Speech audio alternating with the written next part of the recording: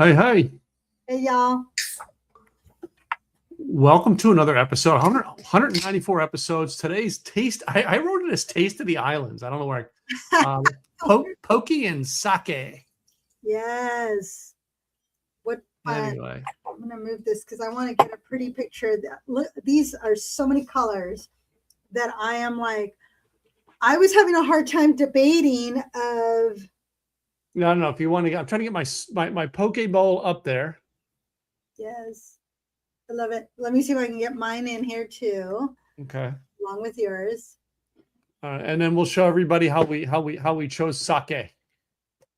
And So tell everybody where. Yeah, right. Oh wow, look at yours. I got mine. Where did you get yours? I got mine at Kroger. All right, through the the new Kroger this year. And then I went through their wine department to get the sake and. Oh! Wow. Keep it up. Check this out. Uh-oh.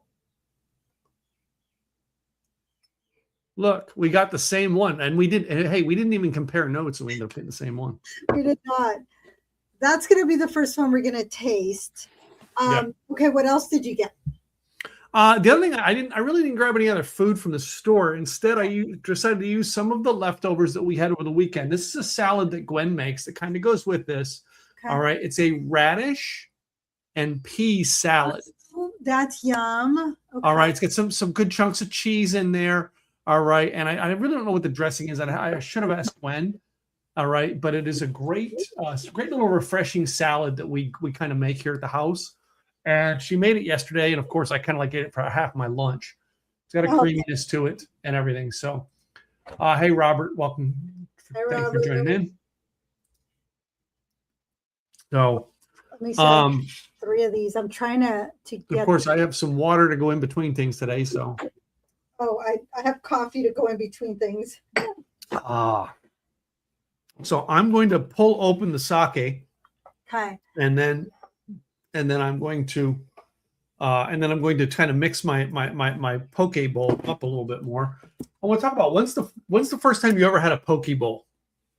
Oh my goodness. It's been a little bit since I last had it. I do remember one of the first few times I had sushi poke bowl. I don't know, that's so newer. It's a lot newer. No. I can't even think of when I first tried it, but maybe in the last, I know it was before I moved to Oregon. So maybe 15 years ago, maybe 20 years ago. It was before Oregon time. I know it had to have been, and I've been here 13 years. Okay. So it's got to be beside that. I did try sushi the first time when I was elementary school. So there is a lot of history. Oh, I know. We've had sushi. I think we had sushi one of the earlier on episodes of the show, but we've never done the poke bowl. Right. I want to say the first time I've ever had the poke bowl was I was speaking at a place in Orange County. This would have been probably 12 years ago, 13 years ago. Huh? And across from my hotel was a mini shopping center that had this make your own. Oh, nice. Okay.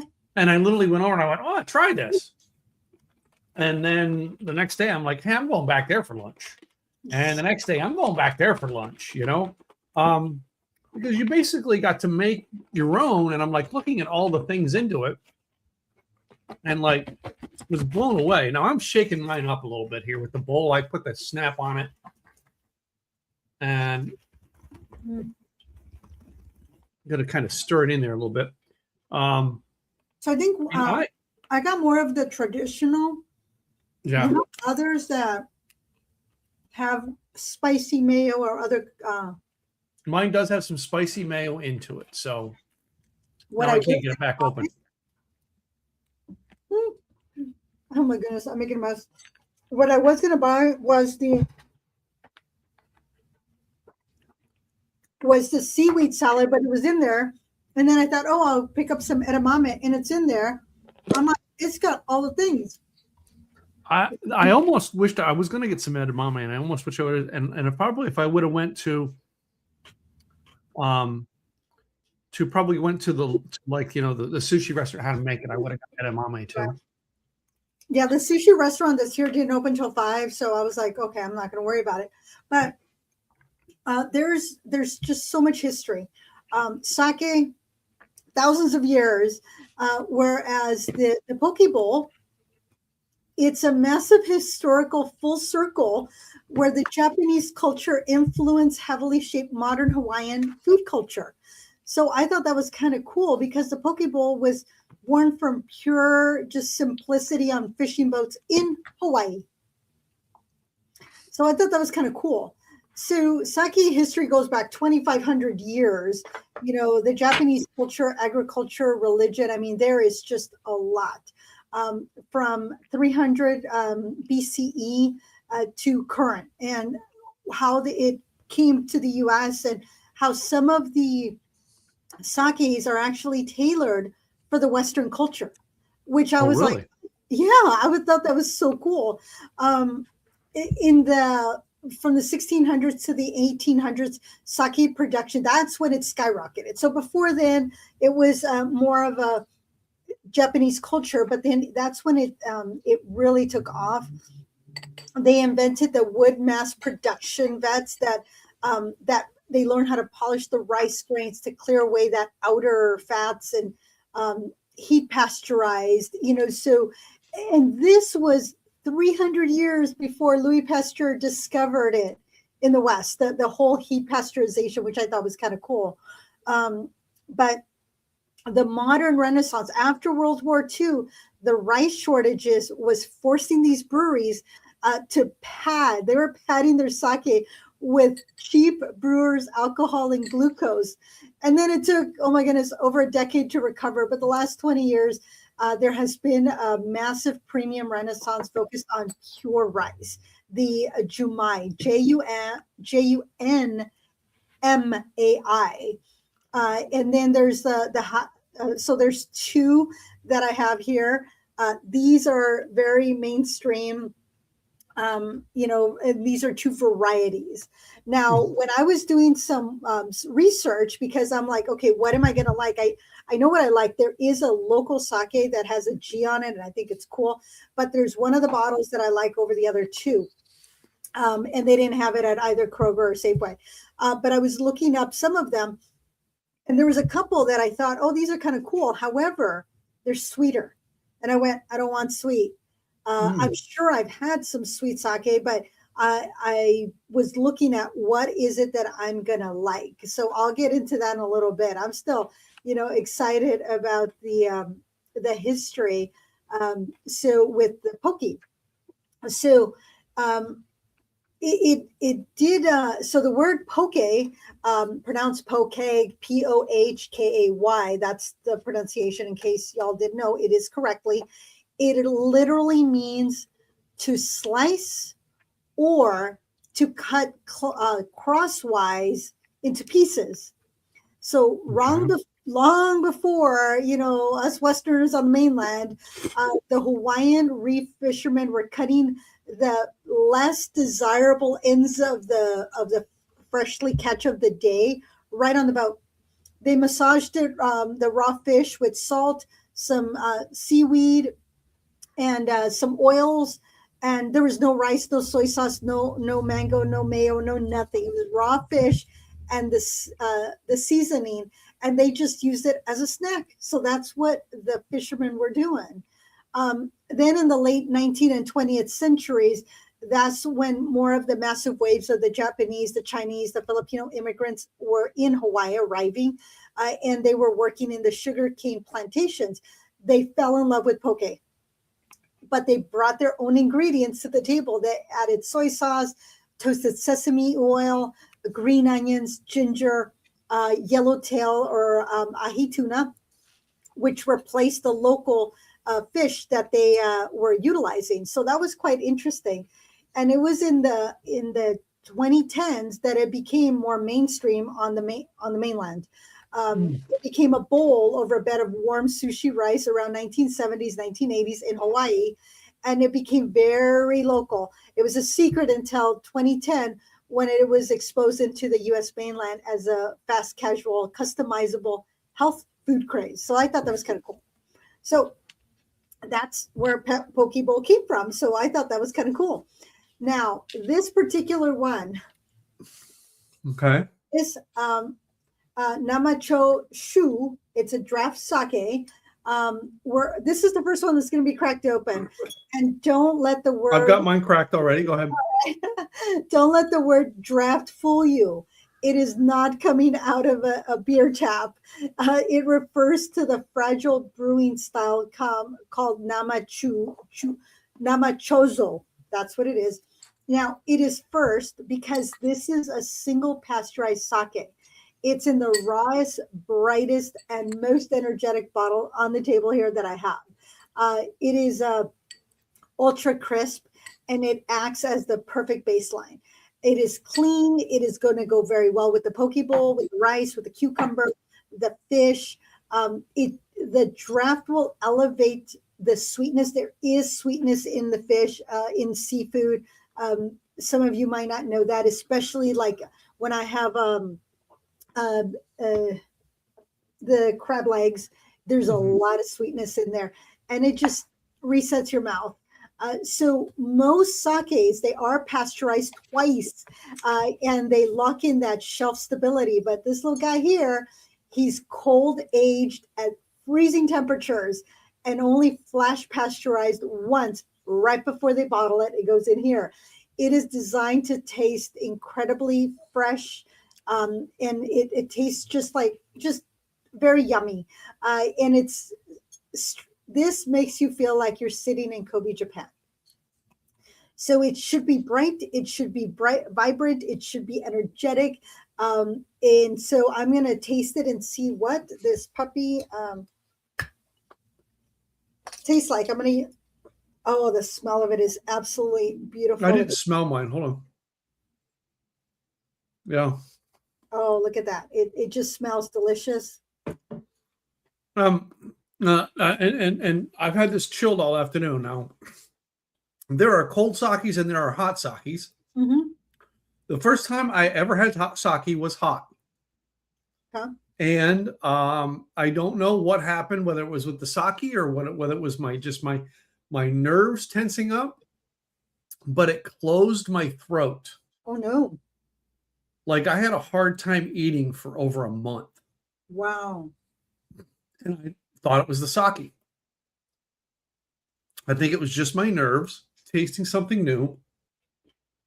And yeah, I remember because I could not eat regular food for a month. I was like eating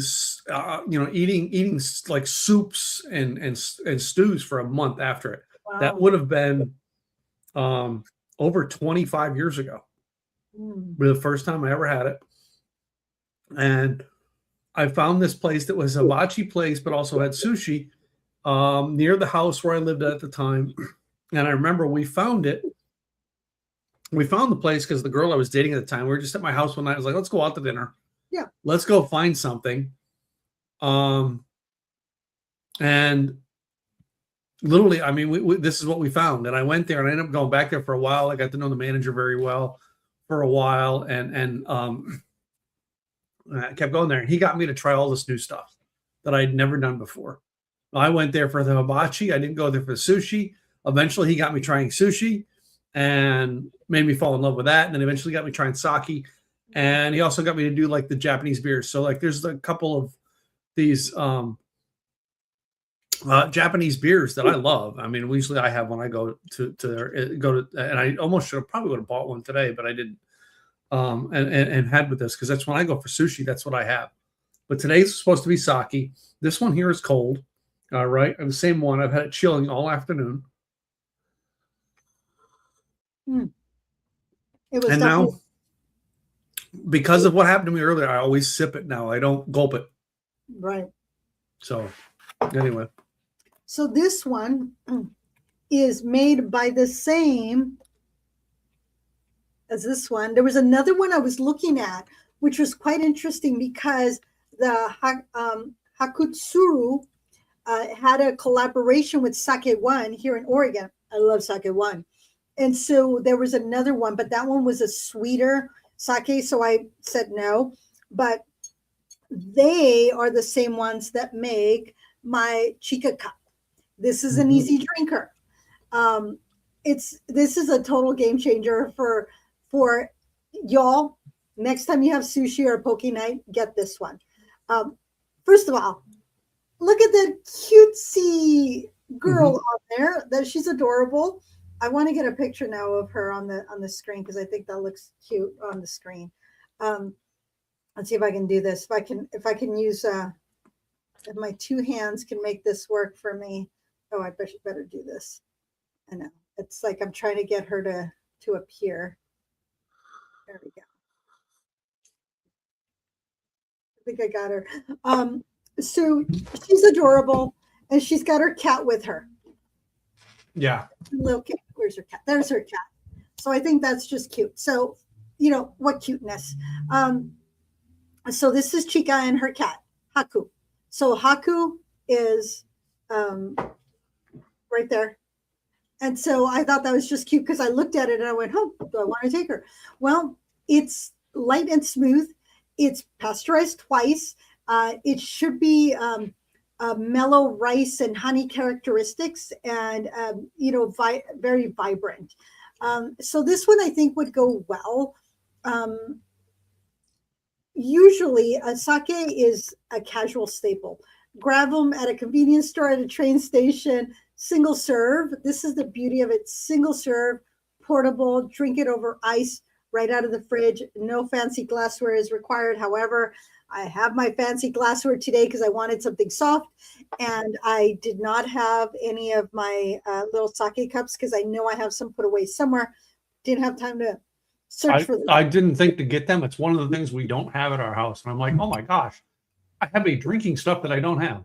Is this not cool? It's got lid, and then it's got a cap, which I wish this other one had a cap that I could save for Gwen, but she'll be home late. Yeah. Oh, that smells yum. I don't know how, it'll at least protect it if you put it back in the fridge. Okay. It's so not, what I'm using for a sake glass. So I'm going to share with you guys the stories again. And we always share our stories of why we do things. And well, I don't have the sake cup. This is one of the little glasses that we had. I think we used to have two of them. We only have one left because they've broken over the years. But we used to share, my father-in-law, Alfred, and I used to have Pernod in the evenings. And this is one of the glasses we used to get to share the Pernod with. The other one we have that was also used for Pernod. Can you hold it up? Okay. This is this one. All right. And it's a really unique glass. That's really pretty. All right. And then this one here's like a China type glass. This is the other one we used. Those are the closest things I had to the little sake cup. Okay. I didn't want to use a shot glass. You know what I mean? It wouldn't be the same. Yeah. That's why I grabbed mine. These are just cute.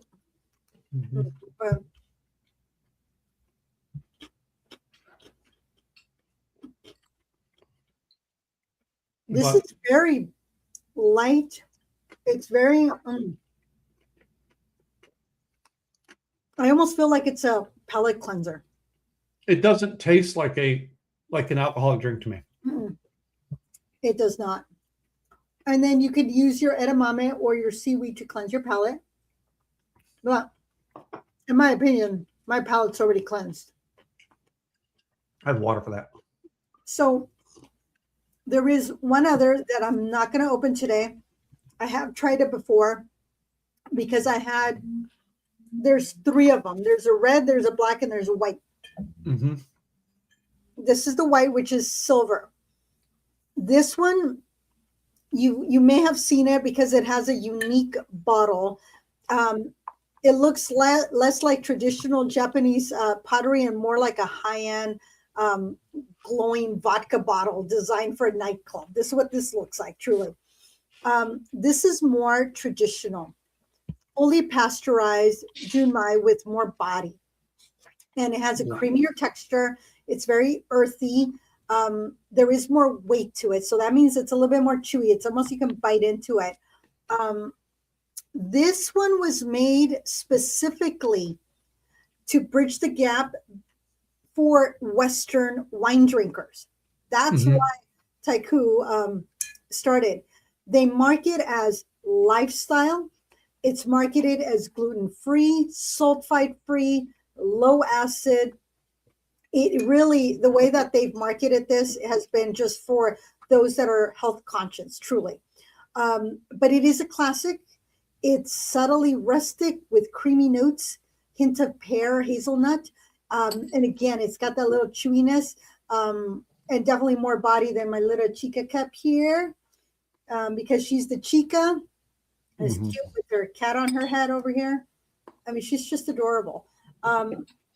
And so it will handle more, like the components that are the salmon, if it has marinated tofu, if you have, I think this one, even if you have the spicy mayo or some sriracha in there, this one could hold up. So this one's good.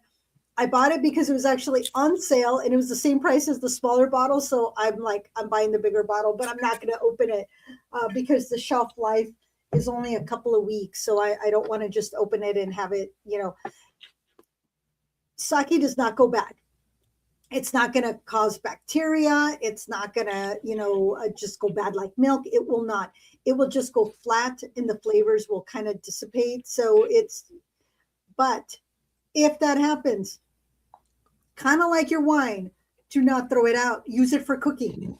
If it is asked for the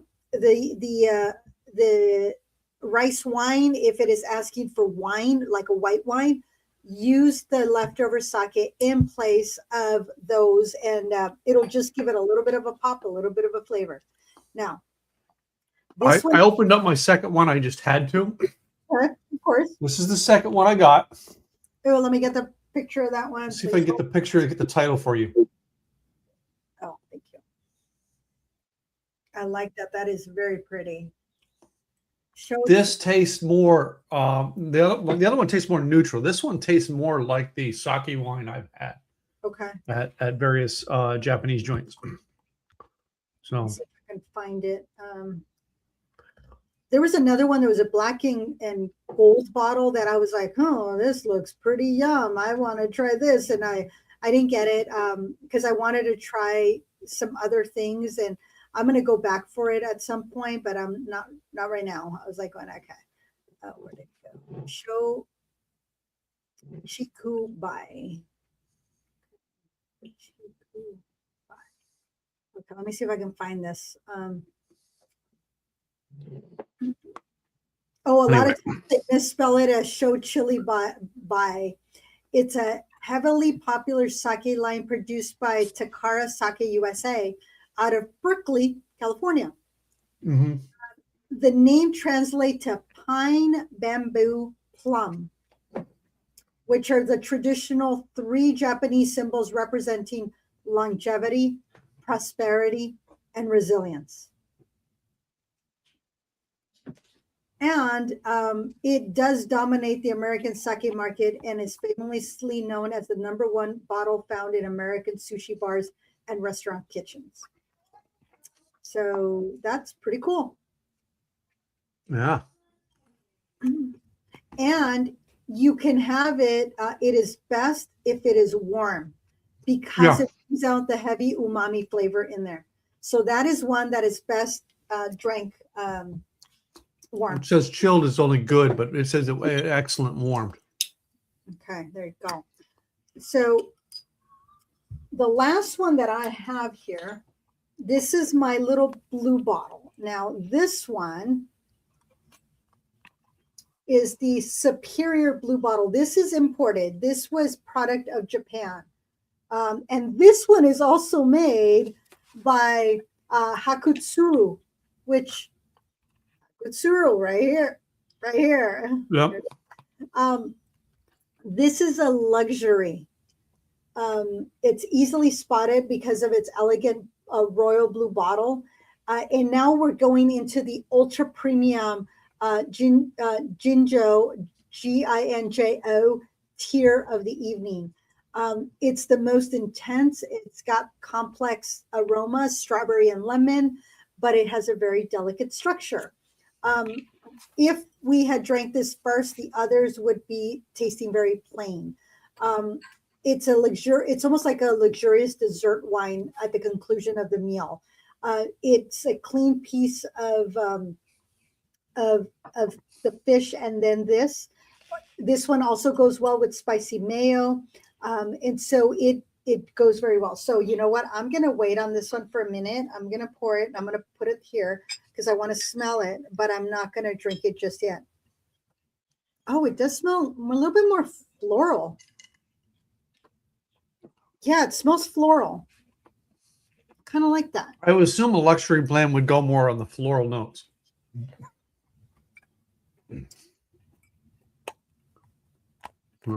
So that one, that particular one, they're leaving, they're polishing away the outer rice grain, so it's only leaving the pure starch, and so it is a very slow and a very cold fermentation process. And it does smell. It's like so floral, but it's supposed to be more fruity. I'm not smelling the fruit. I'm smelling floral. But of course, there's no fruit added to it. It is pure yeast and rice. It should be flavors of strawberries, honeydew, and white flowers. It's silky, it's elegant, velvety. It really smells flowery to me. So, okay, so if it's flowery, I'm going to ask this. This is probably going to be weird, but most of our listeners don't know why I'm going to ask you this, but you do. What fruit would you eat it with? probably, I think mango would go well. I did do a little sip. I was going to wait. Yeah. And here's why I asked. When on the flowery sakis, you'll find a fruit that will balance them out. That's why we say that's why we're having it with poke bowls, because the poke bowls are kind of sweet, fruity-ish. All right, the fish and stuff.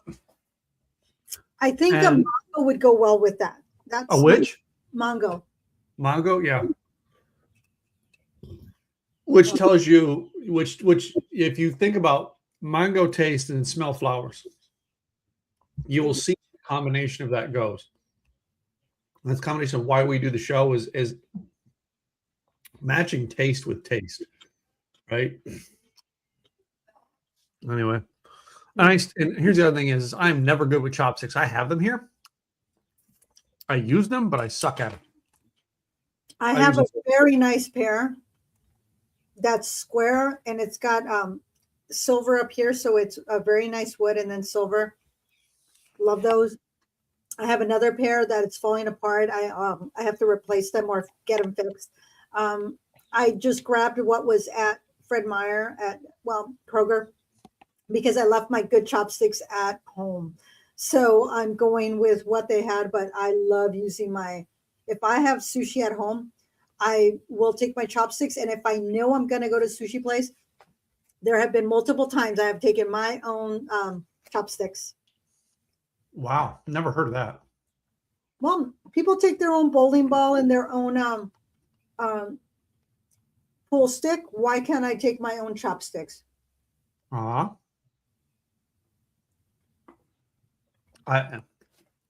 Again, a practice I'm not sure of, so yeah, I'll take your word for it. I've been using chopsticks since I was in about 4th grade. I haven't. I might have tried sooner, but I do remember 4th grade where I was at a little fast food Chinese place, and the kid behind that served me, he says, "I'm Chinese and you use chopsticks better than I do." I thought that was kind of cool. He must have been the son of the owner that had grown up with, and he didn't want to use chopsticks. And here I was, a Latina in East LA, using chopsticks like no big deal. If I'm having sushi, I'll use them. But I just have not got the there are certain things that I just don't get. I don't know why. I don't coordinate. It doesn't mean I don't enjoy the food. I just do it my way. Yeah. Nothing wrong with that. I'm like Frank Sinatra. I do it my way. There you go. Well, if it is some of the sushi, that the way that it's made, if it's wrapped in the nori, it is to be held with your hand and eaten with your hand, not chopsticks. Yes.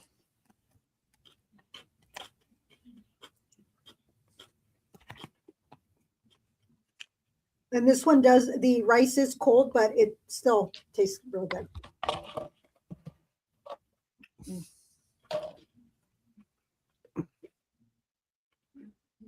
So I have tuna, salmon, cucumber, seaweed, avocado, edamame, and crab. Mine had crab into it. It said it had tuna, but I didn't see it in there. All I seen was the salmon. Mm. The color is slightly different. Yeah. The tuna that they would put into it is going to be a reddish tuna. Mm-hmm. All right. But like as you were explaining, there's all kinds of fish you could chop up and put into this. You know. And the only thing I would suggest with it is if you do make your own, is get I want to say the pickling process, right? It's what sauces you're adding to it that are going to make it, that it's going to make it combine with the rice, with the like I had, slivers of carrots in there. It's that pickling taste to it that I like. All right. And it's not really pickling, but basically it's a sauce. And like I had a sesame ginger dressing on mine. Yeah, I'm gonna add a little bit of soy sauce because I don't know if I'm gonna like it with soy sauce or not. I'm just gonna add just a little bit, just for the flavor, just to see how I like it. I don't know if I'm gonna like it or not. Yeah. But I want to try it. I'm gonna see if a few. But yeah, and mine also had the sriracha mayo squirted onto it. So, now we talked about this last week because we were at last weekend, not this weekend, past weekend, the weekend before. We were down at the Dallas Fair Park area to go to the aquarium with the kids, with the grandkids. And there was a little stand there that was doing, it was a little farmer's market. And I did find the thing. I know I talked about it is this was the group here in Dallas. And they had these little sample bowls for you that they said were poke bowls. And what it was it was red. So I'm like, oh, great. Tuna. It wasn't tuna. It was watermelon. Oh, that is so cool. Oh, and the sauce, the pickling sauce that made it just like, it was so satisfying. I wished I could have had that recipe. Well, the good news is they gave us cards to make it. And the cards are at the table in the kitchen. So I didn't bring them in, but that's what got me to go, wait a minute, we've never had a poke bowl on the actual podcast. So that's where we come up with today to do the poke and sake. And also, Gladys was traveling last week, so poke and sake was very easy for us to get in one day than it is for us to plan how to make on Saturday. Mm-hmm. Because you can just go to the store and pick it up. You're not really making this at home. Was not about to. I got home Saturday night at all hours. It would be more intense. It's just like Gwen said one time, should I learn to make sushi? I'm like, no, there are certain things in life that I want to go out for. Yeah. And even in my homeless days, like the 2006 to 2008, all right, like when I was rebuilding my life, I ate off the dollar menu at McDonald's is how I survived. Yeah.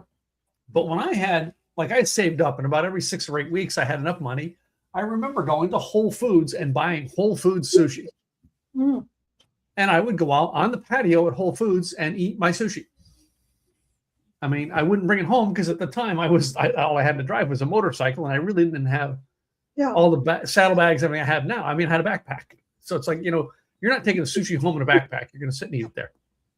And that was a luxury for me, right? And I just said, something I always want to eat out. So I don't. I love sushi, and it's I did one time when we were pre-COVID. Um, Once a month, some of the ladies and I from the gym, we would go to somebody's house and we would make different food together. And one of the friends, her husband is part Japanese, and so they had some Japanese recipes, and she had all the Japanese everything because of the mom and the grandma, and Yeah. we made hand rolls. So she had the rice already made, the cucumbers already cut. I mean, she had everything. All we had to do was actually make it. Oh wow. It was so much fun. It was like that was cool. That was cool, but she had Hey, gone. look what Cindy just put up. Oh, September 28th. Okay. Yeah, well, we couldn't wait till September. We just Yeah. we don't care what day it is to do it. We just do it when we want to do it now. That's our new rules, by the way. Oh my god. I'm eating my hair. Don't eat your hair.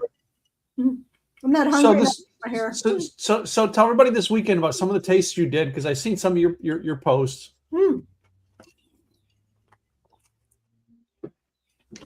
So I went to Salsa Limon, which is kind of a casual fast food restaurant. They're a chain because I realized when I looked them up, there was multiple. It was a couple of blocks down from the hotel where I was staying.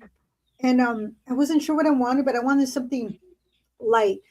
They had a revolver draft beer. Now, originally, I had ordered the Shiner Bock because it's Texas. Yeah. And so then I saw as I came around, they had a little bar. I mean, their bar was like tiny. And I saw the revolver on draft, and I went, "Oh, I'm so sorry. Can we change it?" And they're like, they were out of Shiner Bock, so they just replaced it. So it was perfect. It was perfect. And I ended up getting two different tacos. One of them was a veggie potato taco. Okay. And the other one was carne adobada. So it was adobada taco. I had the adobada taco with a flour tortilla. The potato taco is usually crunchy, and it's usually made with corn. So I had both of them. They had 4 different sauces, from mild to very, very hot, that you can try it with. And it was really good. That beer is so refreshing. It's got good flavor to it, and it went well with both of the tacos. I then ended up with chips, some the jalapeno salsa, and a strawberry margarita. Okay. And because of the heat of the salsa, the strawberry margarita toned it down. I think lime would have just exasperated it. It would have just brought it out because of the acidity of the salsa. But the strawberry just toned it down. And it was like a nice little, sipping one. I ran into 2 of the ladies from the conference that got there. And so chatted with them, sipped on my strawberry fresh. She had the strawberries out. I mean, she was making it fresh. It was pretty delicious. She goes, "Well, I just made a batch." And I said, "I'll take that," and it was good. So she did a really good job. That was my main thing. I also had wine with, I'm trying to think, because I know I ended up with a red, it was a cab that I had some of the food with, and that they did a really good job with the food. I'm trying to think of what I ate with that. A little bit of charcuterie. They had some of the meats, some chicken, they had fish. They did, I'd have to look back on the pictures, but just the heavier food with that cab, it was a California cab, went very well, just balanced out very nicely. Whereas the next day they had lighter tacos. And that day I was trying to get a wine, and I was going to get a white wine, but it just didn't go. And I really didn't feel like a beer. So I just drank iced tea with it. And that went okay. Iced tea goes with everything. I think it does. It just was nice and fun, and ended up buying a bottle of wine, which I shared with some of the ladies, and that was kind of nice, just having a glass of wine, chit-chatting. That was kind of a end of the day, and that was on Thursday. The straightaway, which is here in Oregon, they have an old fashioned, which I did have on the plane, and they would only serve me one because they consider that a double. But yet on the way back, she wouldn't give me a second one, but they gave the guy next to me that had two Jack and Cokes. They gave him, and I'm like, wait a second. So you're giving him two doubles, but you will only give me one. I'm like, interesting. Wow. Yeah, I know. I was going, Well, I mean, we went to Messina Hoff on Saturday, Gwen and I, and that was just because we just wanted a date away. So we went. We had no kid, so we said, "Guess what? We're going," and enjoyed that. But you and I, because you were in Dallas last Wednesday, we got to have lunch together. Yes. All right. So, and I loved it because basically it's this place that I go to for a networking group, almost every week that I go there. And the restaurant and the bar I love. So, I mean, the manager, which Gladys got to meet, my favorite server was the bartender that day, got to meet her. All right. But Gladys just goes, well, I'm going to have what he's having, which what does Tim have at networking? A couple shots of Buffalo Trace. Right. And, I think I had 2 or did I have 3? I can't remember. No, you only have 2. Only 2. Okay. I'm glad you were counting because I don't remember. Gladys paid the bill on me, so I don't know. I have no way of keeping track of what I had. But one of the things they have there that I said to Gladys, I got to tell you, I would get it every time. So she decided to try it. Were their tacos, they had street tacos, were they not kick-ass street tacos? They were delicious. Paired very nicely with the Buffalo Trace. Yeah. The place is here. So it's here in Dallas. All right. And I'm going to tell you a little thing about it on the show here. It's actually in Plano, but it's right on the Frisco-Plano line of like where 121 is. And it's a place called the Shark Club. And it's next to a hotel. I can't remember what the name of the hotel is. I will tell you this about it, that there will be the TV show, The Frisco King, coming up. One of Tyler Sheraton's shows will be coming up. That I was there about 2 months ago when they were filming there. And they didn't film inside the restaurant. They filmed outside. Oh, okay. All right. So I'm sitting inside watching the filming crew with Samuel L. Jackson and crew go by.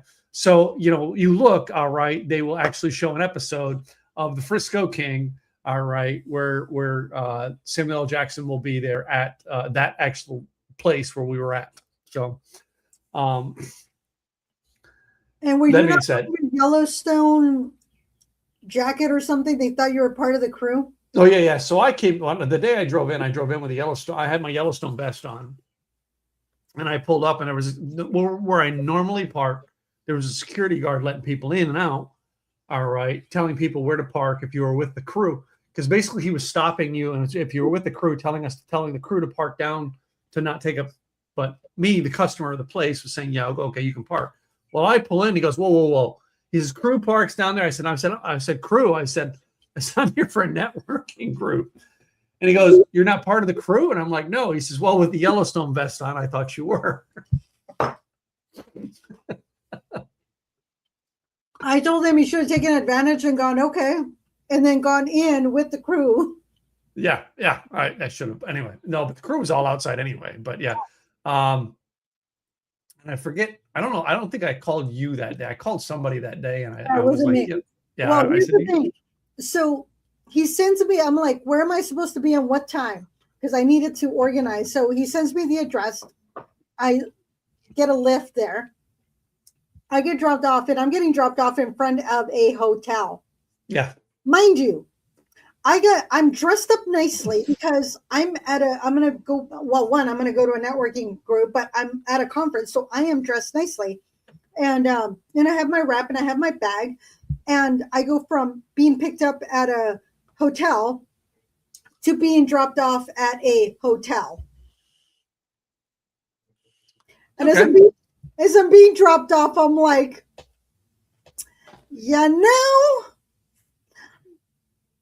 and where am I supposed to go? So I'm standing in front of the hotel. There's a restaurant to calling her man going, hey, what room you in? No, I'm sorry. There's a restaurant to the left. And I'm like, where am I supposed to go? So I'm calling him. I called him like 5 times. I text him. I'm calling him. At last, he answers. Where am I supposed to be? And he says, see my truck. And I'm like, nope. No. Because I got dropped off at the hotel. I was nowhere near the entrance of either restaurant that was on either side of the hotel. Yeah. So then I call my Lyft again to get picked up. And of course, it's showing that I should be in front of the hotel. And I'm like, again, going from hotel to hotel. But at least I'm going from the one hotel to a very nice hotel. So I'm like, oh, my goodness. The reputation that I'm getting right now, I'm like, I'm glad nobody knows me. Hey, but yeah. He doesn't have your personal information. But I didn't give him a hard time because I was like, okay, where am I going? And it's like, as soon as I got there, he comes out around and I'm coming around the other corner.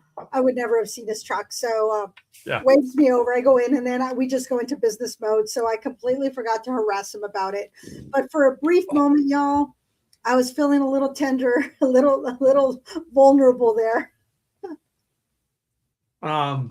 So I think anyway, you had a good experience with food in Dallas this week. So, except one time. Huh?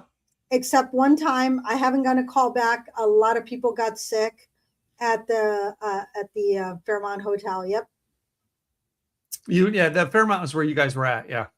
Yep. And I called. I spoke to because the concierge, he was a sweetheart. I actually have a picture with him. He was just really super nice. One of the days when I got the bottle of wine, I said, hey, can you get me a glass? He went and got me the glass. He was just super awesome. So I went to talk to him. He made sure I spoke with security. And I said, hey, dude, here's the situation. These number of people. And they said, well, only 7 people have reported. And I said, oh, we're not going to be telling everybody that we got ill. But I'm telling you, I know at least 4 people that I know personally. I heard that 2 others ended up at the doctor's. And there was another lady that spoke to multiple people who all got sick. I said, we have at least 20. I said, and anybody that touched. So what they are doing is that they took samples of all the food and send it to the lab. So they're actually checking on everything. They should have results back either between today and tomorrow to determine which was the culprit, although we all know what it was. And then they will determine next steps. Yeah. So I'm like, I messaged my 2 groups of people and I said, hey, y'all, whoever, please pass the message along. And because I asked the one person we need to get this to the main person. They said, go to registration, give names. So I'm like, y'all, you need to tell people, as embarrassed as we might be, go give your name because they're going to put you on the list. And that list, I'm hoping, grew from 7 to close. And a lot of people had already left by Saturday. So I'm sure it didn't grow as large as it should have been. But if it grew to 50 at least easily, if they were not embarrassed enough to go and say, hey, we got sick. So. And that's one of the things I hate about going to conferences is if you're stuck in an area that you've only got one option for food. Yeah. You know what I mean? And I know you and I met through Craig's mastermind. The first time I ever went to one of Craig's masterminds, I got food poisoning. Oh. And it wasn't, everybody else ate there. It was fine. Just for me, it just didn't go well. And I ended up the last day of the mastermind in my hotel room, throwing up all day, just sick. But I mean, I when I travel now, I limit what I eat. I watch what I eat because of that. All right. And it's just, I'm picky on it now. So anyway. So on that lovely note, y'all, go to our Insiders Club, likethewayyoudrink.com. Hold on, I'm gonna get up there. All right, yeah, and I've got I've started recreating the website, so it's starting to look a little bit better. All right, but yeah, we've got the stuff up there for the Insiders Club. And while we're coming up on our 200th episode, we may do something on the 200th episode with some of the people from our Insiders Club being able to come on and share their story. So I'm not sure what we're going to do yet. We're talking about it. So, but that's still a couple weeks away because of the fact that we'll be off for next week. So, that being said, ladies and gentlemen, all right, this show every week is brought to you by Gladys and I's businesses. We actually pay the bills around here. We actually all the food and stuff our company pays for, all the drinking stuff our companies pay for. All right. All the outings we do with this, our companies pay for. So we are the show sponsors. Gladys, go ahead and tell them about your business first, and then I'll come in behind with mine. All right.